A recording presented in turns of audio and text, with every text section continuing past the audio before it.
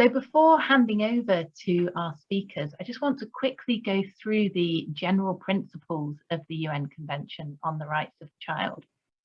And the general principles are 4 specific rights that the UN Committee on the Rights of the Child have said are of particular importance when we're looking at how to embed a rights-based approach. Obviously, there are 42 substantive rights within the convention, and they're all interrelated. So you can't really kind of pick out the most important rights. But the UN general principles are just ones to really keep in the forefront of your mind when you're doing anything with and for children and young people. These general principles are firstly non-discrimination, Article 2. And when we're talking about non-discrimination, we're not talking about treating every child and every young person the same. What we're talking about is equality of opportunity and making sure that every single child has what that child needs in order for their rights to be secured. And so sometimes this does mean dedicating more resources to some children and young people, to some families, than it does to others. It's making sure that everybody has that step up that they need to have equality of opportunity. The next general principle is best interests, Article 3 of the UNCRC. And the best interest of the child should be a paramount consideration in every decision that impacts on children and young people. And when we're talking about this, it's not just about children's services and education, it's every decision. So it could be decisions about the environment, it could be about transport, it could be planning decisions. All of these decisions need to consider and need to have the best interests of the child at the heart of them. The next general principle is survival and development. This is Article 6 of the UNCRC. And this is about making sure that children and young people not only have enough to survive and develop, but they have what they need to thrive, to really reach their potential, to be everything that they possibly can be. And this is very much about the concept of progressive realization of children and young people's rights, really trying to constantly improve every child and young person's experience of their rights. And finally, the 4th general principle, which I think is probably the most well known, is Article 12 of the UNCRC, and this is children and young people's participation. And I think that's a good point for me to be able to hand over to Colin, Kirsty and Heather, because I think they'll take you into far more detail on Article 12 of the UNCRC and its importance to children and young people's experiences of their rights. I'll just hand over now. Thank you. Thank you. I'm going to kick off. I'm Colin from Children's Parliament, and we have put some slides together, so I'll be passing over shortly to Kirsty and to Heather, and we'll kind of run you through some of the key things that, as in terms of our organisations, some insight into how we think about and do, if you like, participation of children and young people. So the first thing is just to say that quote on the left there is just really to give us all a bit of a kick up the bum, if you like, that this is something that is really urgent. So when children and young people have rights, they have an urgent entitlement to them. And so we are lucky that we're on the verge of incorporation of the UNCRC. We'll see how that pans out in the short and longer term, but we've got there. And so really now we have to maintain that urgency. And that's what we'd like to stress through everything we talk about today. Next slide, please. So we're talking about participation rights and how we engage, involve with children and young people. But it's important when we do that we remember that children's human rights, there's no, as Jules already said, there's nothing that we can kind of pick out and take what is the most important, or it's all these rights are universal, indivisible, inalienable and shared. I can't always say these things very clearly, but just so that we kind of grasp that when we're talking about participation, we're remembering these things. On the next slide, there's just a very, very short clip of what these things mean. Your rights are given to you not because you've done well or because you've done badly. They are given to you because you exist. That's simply it. You get them because you exist. Children's rights are universal. They belong to every child in the universe. Children's rights are inalienable. It means no one can take your rights away and they're yours.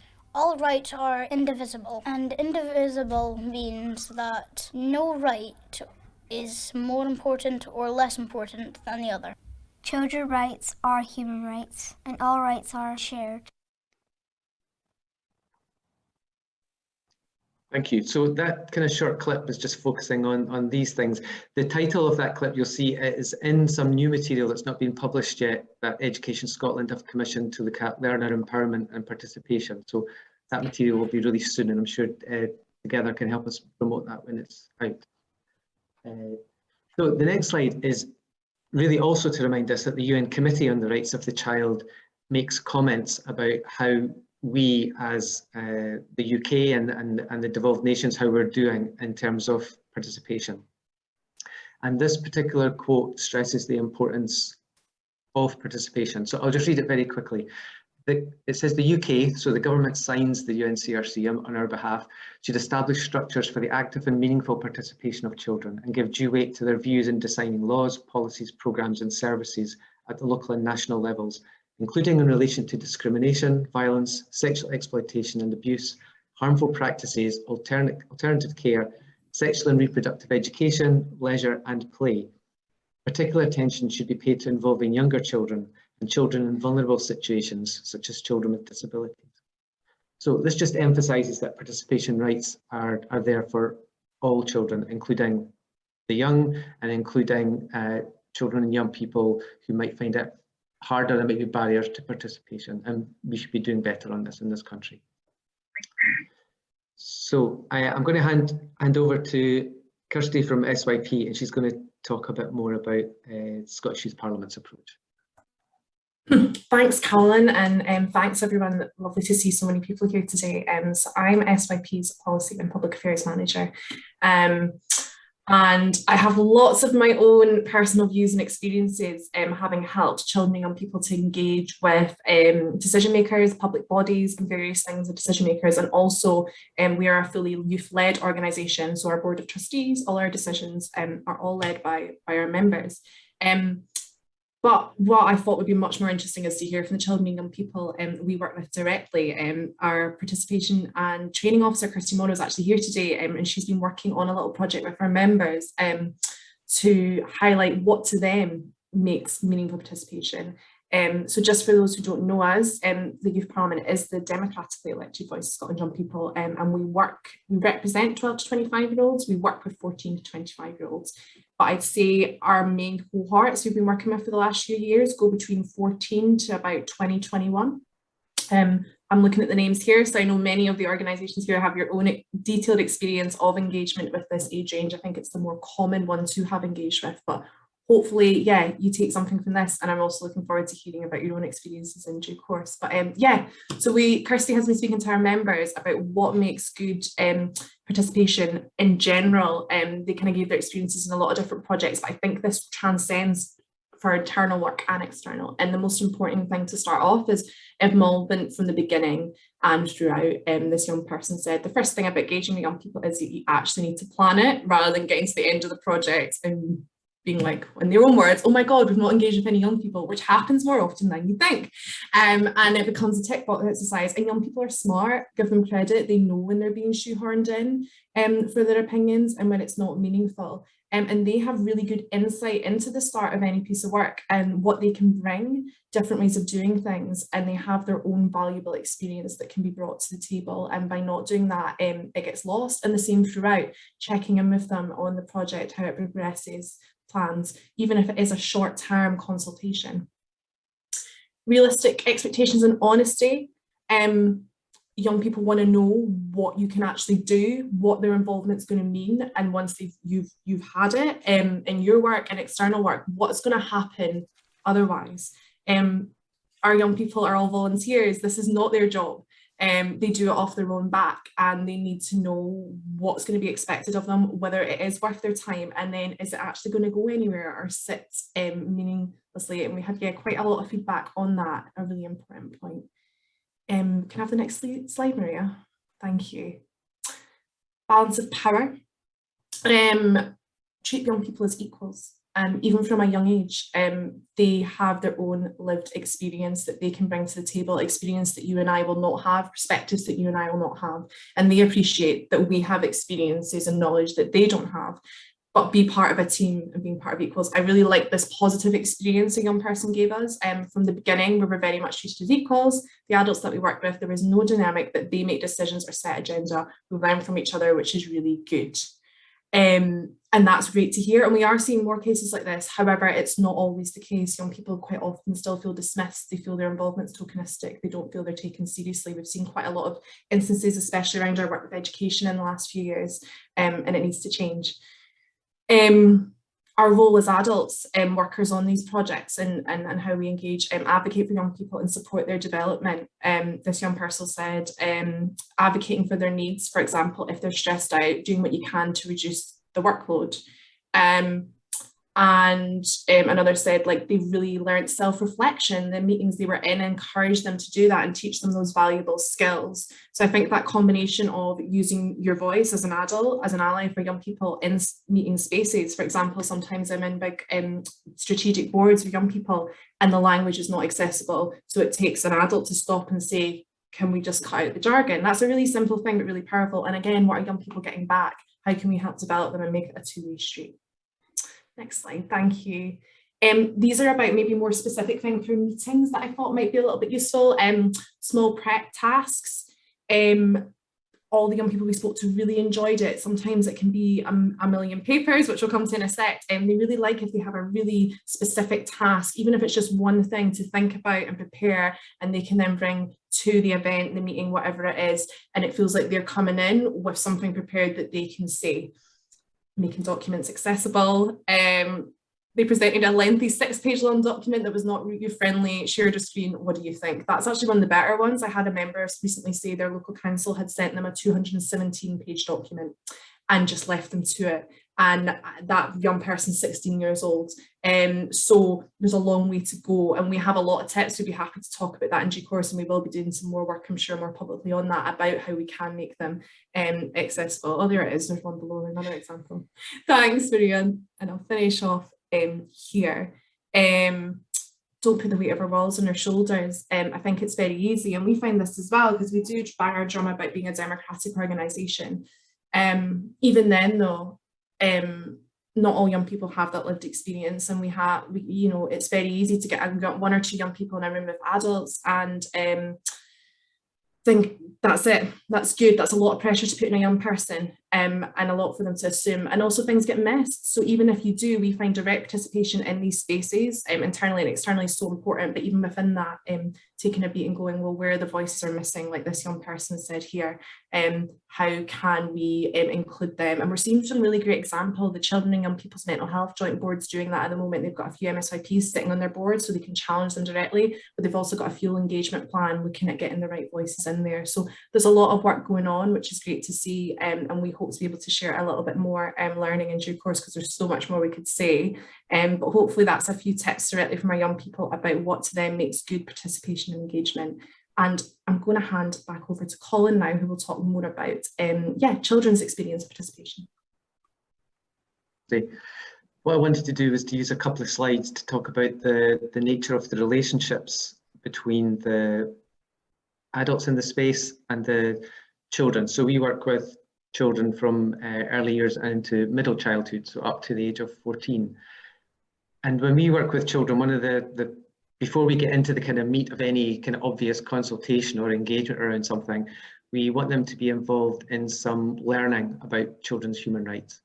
And we want them to understand that their lived experience of rights would be based on certain things. So what we do is we spend some time talking about these aspects, and I won't click through to all of these things, but if you do later, when you get the slide set, what you'll see is a wee bit of an explanation of these things, along with short films with children talking about them. So we think that good participation is built on the relationships that adults and children have, and that these relationships should be rights-based relationships, and that means they be based on kindness, on empathy, on trust, and the core idea of human dignity. So we spend quite a lot of time speaking with children about what human dignity is, what it means to them. These are not words, you won't find human dignity in any of the articles, but you find human dignity talked about in the preamble to all human rights instruments. So it's the absolute core idea. And when we see children understanding the idea of human dignity, we see them beginning to understand the experiences they have, the relationships they have with others. And if they feel that their human dignity is being respected, then they're much more likely to engage with you and build on these feelings of kindness, empathy, and trust. So essentially, participation is all about relationships, and relationship building takes time. With the next slide. It's really interesting for us when we do work that sometimes we see practice happening and people don't often describe it as rights-based practice. Now, to some extent, that's okay, but what we would like to do is we'd like people to think about their practice and think about what characteristics of it might reflect rights-based practice. So in terms of participation, a lot of you will work in environments where you have an understanding of nurturing approaches. So nurturing approaches would be described as the bullet points here.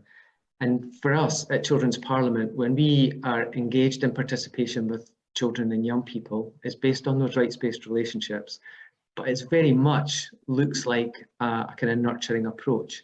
So you create the safe place to be, you eat together, you share news, you take time, you play together. So these things will be familiar to you if you are using nurture as an approach. And that used to be very much a model of, you know, children were taken away for their nurture time. Hopefully that doesn't happen anymore, because nurture is something that permeates the whole environment of the school or the play provision or the after school club, whatever. And more secondary schools, of course, are using nurture-based approaches because they understand that they're the basis of addressing, they're kind of a part of the basis of trauma-informed practice.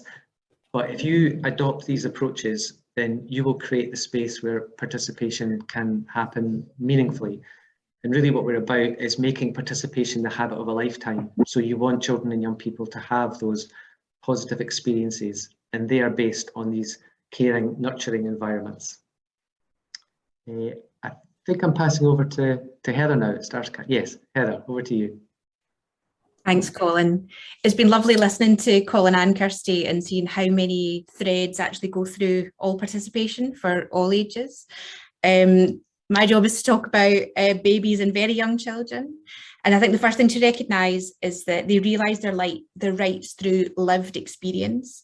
So long before they have the vocabulary or the cognitive development to start talking to Colin or Kirsty about what their rights are and how to recognise them, it's about being able to feel and realise those rights within their everyday lives, so that by the time that conversation happens, oh, that happens there, that happens there, that happens there. I think a lot of the practice with babies and very young children is about what's age and stage appropriate. I think we can sometimes think, you know, we're doing well if we're saying, well, you know, it's not just about a conversation. You can draw your answer to a question of what's important, but actually if you understand the ages and stages of babies and very young children, you'll know that, you know, you need to get to at least kind of 3 or 4 before drawing becomes representational. Up until that moment, they're not going to be answering the question that you're asking. They're just drawing what they want to draw in the meantime. So a lot of the practice of Starcatchers is about saying, well, actually, you know, what are babies and young children capable of? It's important to say that even very young babies are able to show a preference for one thing or another, and that's really where we begin. When people think about, I suppose, like very young babies having their rights, I think the kind of classic is, oh, well, now we need to ask permission just to change their nappies. And it's that thing, isn't it, of like, yes, we need to change the nappies because of the, you know, because it wouldn't be good. But it is about being able to treat babies and very young children as human beings from the very beginning and have those conversations with them and recognise that long before children are able to verbalise things, they will be beginning to take in and understand what you're telling them. The other big thing to think about is the questions that you're wanting answers to. We've had people in the past say, well, you know, could we ask about such and such a policy as this? And it's saying, well, actually, you know, when we do engage very young children in decision making, it's about, you need to be open to what they want to tell you and not just about the answers that adults want. I'm going to use a wee example just because I think sometimes you can talk about the theory of practice, but what it actually looks like. So in 2010, Starcatchers developed Sprog Rock, which is your first rock concert type thing. And so in the first reiteration, we had very colourful, interactive band that were playing cover versions, etc. And we had a great time. In 2017, we got the funding to reimagine that show, and we had artists go into settings and actually work with very young children, kind of 3 or 4, to say, well, actually, what do they want and need from this? Now, it's not just a case of going in and saying, okay, 3-year-old, what do you want and need from a gig? They might never have been to a gig before. So where our artists began was talking to wee ones about what was important to them. And there was some really interesting conversations that came out of that. And the other thing was to explore different musical styles. And that was about that experiential learning, and it's about decision-making being meaningful. You can't decide if you want your song to be a ballad or a rock tune or an opera if you haven't heard those things. So it was about those relationships. It was about taking time to make sure that wee ones were engaged and understood the choices that they had. And those rich conversations about actually what was important to them led to some really beautiful songs being created about, one was called Same But Different, and it was around a conversation of like wee ones being 3 and some of them were about to turn 4, and what's it going to be like when I'm 4? And the result of that was that the musicians then went away and pulled together the completed song. It wasn't age and stage appropriate to have 3 and 4-year-olds on stage playing to hundreds of people, but what they did do was that we made sure that those wee ones came to the gigs and saw and heard their songs being performed. So the sense of agency that was built there to say, well, actually, not only were we involved in the creative process through the project, but we are seeing the finished result, and we know that what we have said and what we have fed back is important. Obviously, that's based on the idea that you can have a conversation. The next challenge after that is actually what happens with very young children, what happens to, if children who are pre or non-verbal. And we've started working on that as well, looking at engagement signals. And, there are lots of information you can look at, whether it's about gaze. Even very, very young children, you can hold up 2 books and see where their gaze goes, see where their hand grasps. And it might not always be in that moment saying, well, okay, this is definitively what they want. But if you're able to respond to the way that babies and young children tell us things, and they know every time I reach the left, I get that book, then that's where their sense of agency starts to build. That's when they start to realise that they have a voice, and that's where all the skills and kind of lived experience start to build, so that when they do get to the point where they're being engaged by Colin and Kirsty and all the kind of fabulous things that's going, they're already feeling like they have a voice, they already feel like they're important, and they're not just being asked questions, but that the answers to what they say do matter and will have a real impact in their lives. Very quick whistle-stop tour of how to engage children and young people of all ages. I hope that's been helpful. Just on to the next slide now. If you do want to know anything about any of the 3 organisations, then there's information there. Thank you.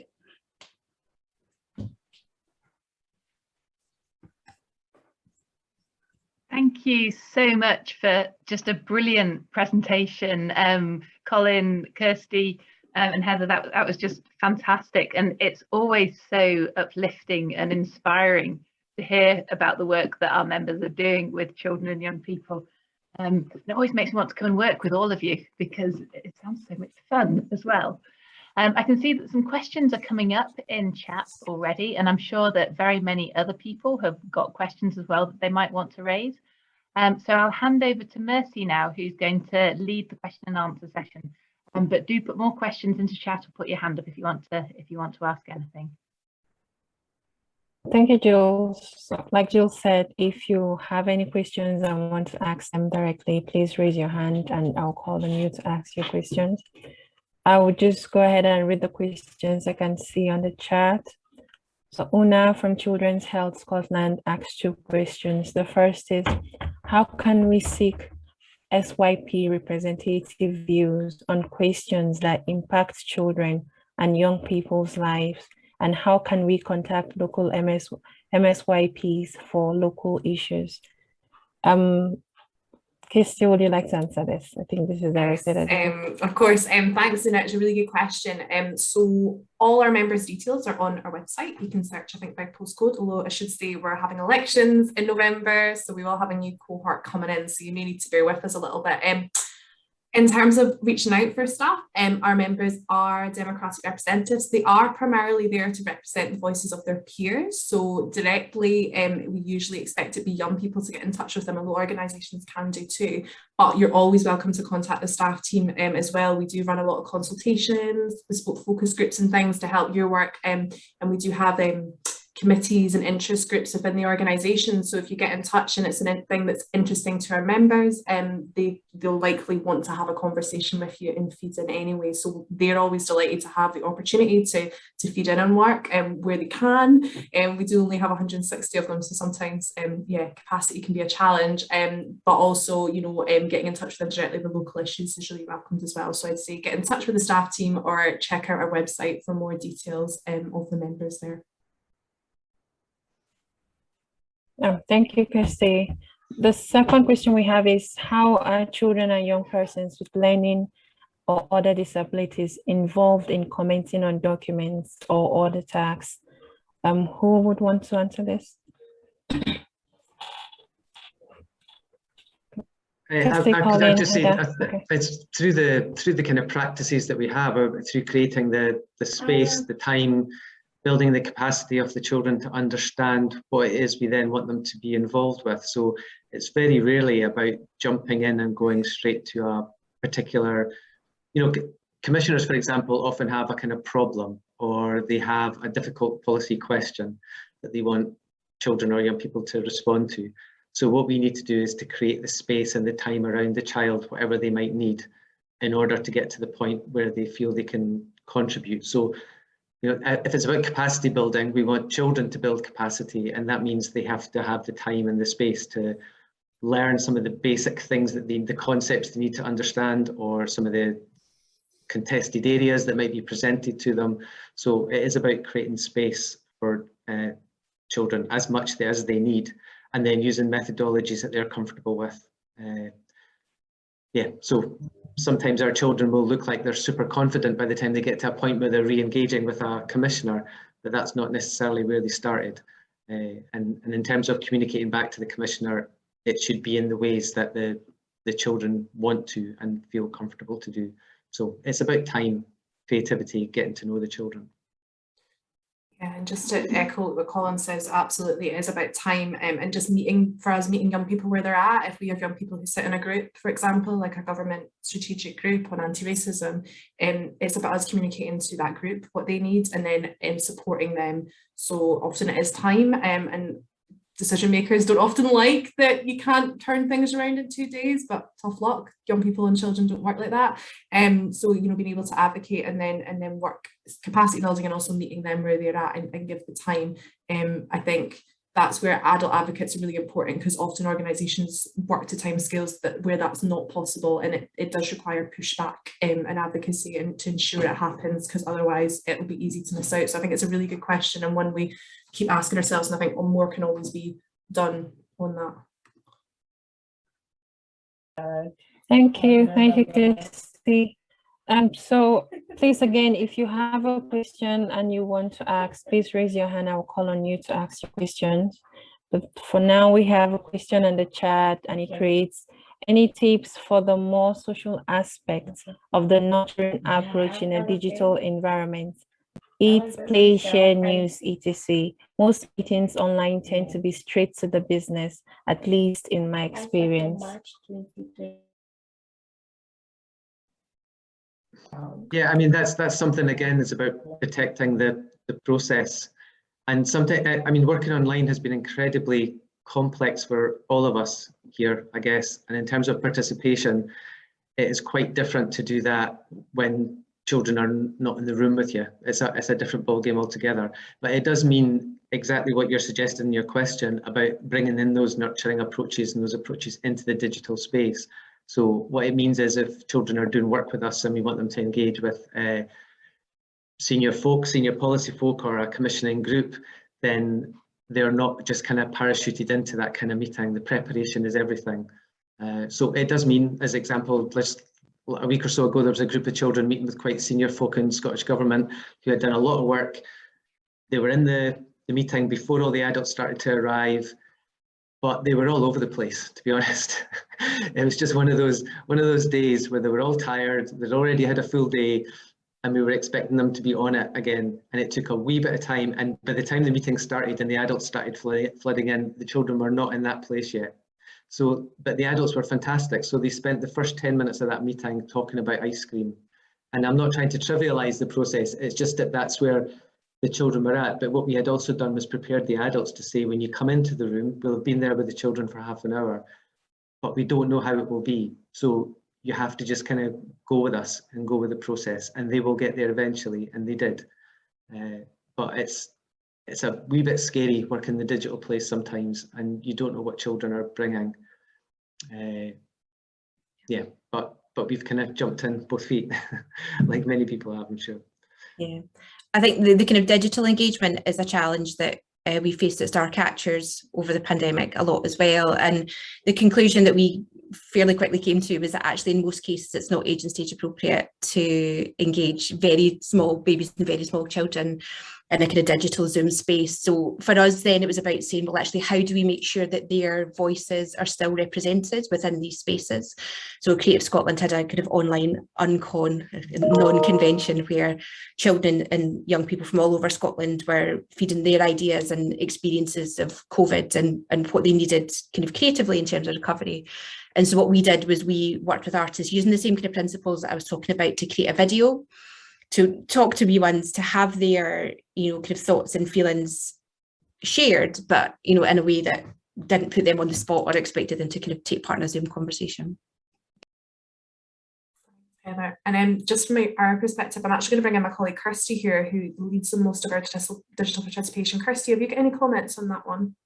Yeah, I would definitely agree with everything that's been said, but I would just say back to what Colin was saying, that it all comes back to relationship building. And I would definitely agree, never underestimate the power of a stupid icebreaker. And I think, and the caveat to that though is definitely read the room. I've had young people come back and be like, that was so annoying. Why did we spend 20 minutes talking about our favorite friggin' ice cream or whatever when I wanted to do something else? Definitely about reading the room. So figuring out who the young people are you're meeting and what stage they're at. Maybe it's just a case of, okay, can we all go around the room and just say one thing we're feeling today? And someone will inevitably say something really funny. Like I did it last week, and someone was like, one word, okay, bored. And everyone was like, and it just relaxes everyone. And I think it's just that humanizing yourself as an adult, and it comes back to that redressing that balance of power. And actually I would say it's something that we could all learn to do in meetings with adults as well. And a lot of this stuff is the same, where it's just like coming back to like the document stuff. Like sometimes if I got a 174-page document, I'd be like, absolutely no chance am I reading that before meeting. So I think a lot of it is really just breaking it down for ourselves and them. And if you don't mind, I was just going to nip back to that question about involving young people with additional support needs and things like that.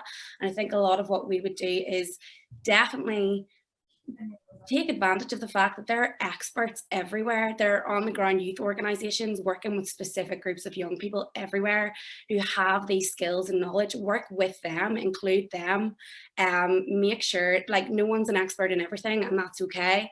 And I think that knowledge and skill sharing is so important. And again, also asking those young people, what do you need? Now, obviously never assuming and thinking you need to break down the text in this way or that way. So yeah, that's just what I would chip in on that stuff.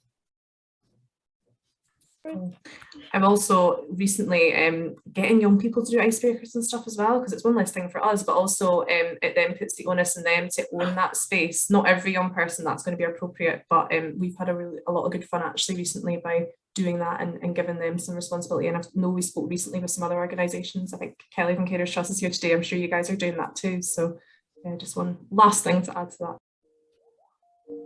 Thank you very much. Thank you for all your answers. I think you've partly answered the question, the next question, which asked about additional support. But then I will just read it out, and if you have more answers to that, please let me know. So the question is, how do we ensure children with additional support needs have their voices properly heard where there may be barriers such as capacity and resources to give focused attention. Colin, Christy, Heather, would you like to go on this?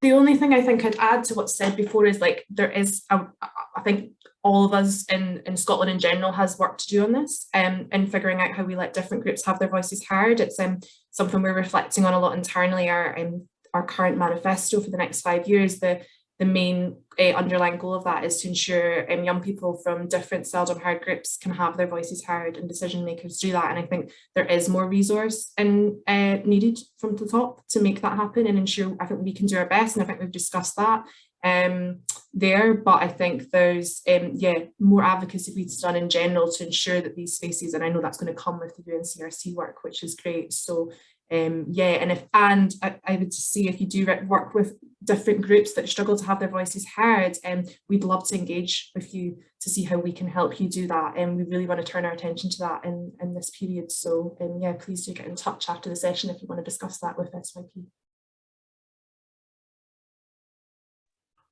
Thanks for that, Kirsty. Jules, do you want to add to that? Sorry, not finding my my unmute button. I think it's just back up what Kirsty's been saying, that it's an ongoing journey for all of us to do everything that we possibly can. First of all, to notice and identify which children and young people do tend to get missed out of decision making, which children and young people struggle most to get their voices heard. So we need to identify who these children are. We need to work with diverse groups of children and young people. And like I was saying at the beginning when I was talking about non-discrimination, we then need to take extra steps. We need to do more to support children and young people who don't always get their views heard to get involved in decision making. And I think, as Colin, Heather, Kirsty has said, it's not a simple thing to do. It takes skill, it takes time, and it takes experience. But events like this, where we can learn from Colin, Heather, and Kirsty, are a key way of us being able to bring that learning into our own work and yeah, kind of integrate it into everything that we do. I'd have kind of one reflection on what Colin was saying about the meeting where the children and young people came in and they were talking about ice cream. I was in that meeting as a kind of member of the meeting rather than with the children and young people. And I have to say it was absolutely brilliant, and it was very powerful, because we've done a lot of work with that group of Scottish Government officials about how they should approach work with children and young people. And it's highlighted to me that where Colin has said that we need time to work with children and young people before events like that, I think we also need time with adults. I think adults who aren't used to working with children and young people, listening to children and young people, they need more training, they need more development than the children and young people themselves. And so it's definitely a two-way thing. And I think that's what we need to get better at doing as well, is taking time with adults to train them and work with them on how to make participation work. Thank you, Jules. Kirsty, we have a question for you, two questions actually, but I'll try and merge them into one because we are running out of time. So Una is asking how to ensure that young people with disabilities are included from the start, as e.g. representative roles, while Rona is asking, can candidates MSYPs get funding from the Access to Elected Office Fund that Inclusion Scotland manages? Thanks, Mercy, and thanks for those questions. I would have been Kirsty back in a sec because she has been, again, leading in our election work. But I think she can maybe talk a little bit about what we do to ensure they can participate at a local level. But I do know, for example, our census for our last membership was really positive in terms of the number of members that had disabilities from different backgrounds. It was pretty representative, if not more so, actually, than society. But I think it's something we can always do better on, so always up for a chat on that, and Kirsty can come in more. But I do know on the question from you, Rona, we've tried to access that funding and we can't, unfortunately, because they are volunteers rather than formal representatives, because we do currently have a member who relies on a BSL interpreter, to be included, which has been a big learning journey for all of us, and how we make that as smooth as possible. And yeah, we couldn't access that fund to ensure that they get the support they need, which was yeah, it's challenging, but you know, we work elsewhere and we work around it, and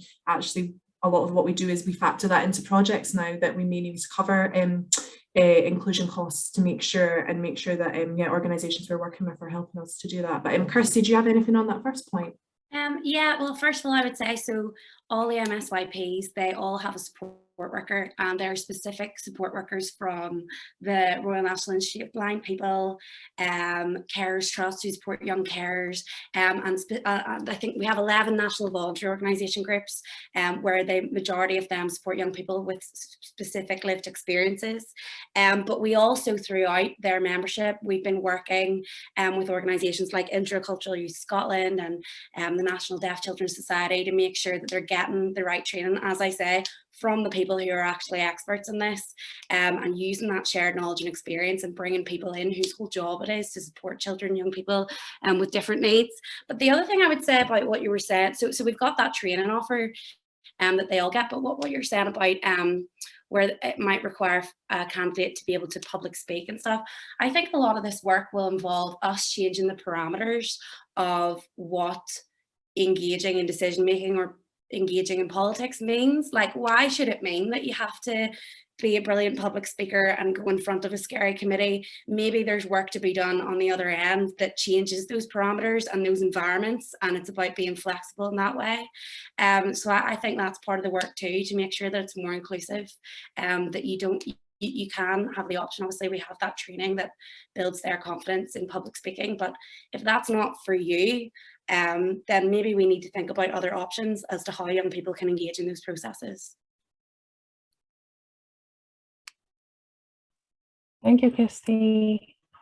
We don't have any other questions on the chat. I'll just throw in the last 1 minute for one extra question. If there is anyone, to just raise your hand and ask a question or drop one. Otherwise, I will hand over to Jules. Jules? Thank you so much, Mercy, and that has been fascinating. So thank you to all Together members for all of your questions as well, and for Colin, Heather and Kirsty for answering them so well.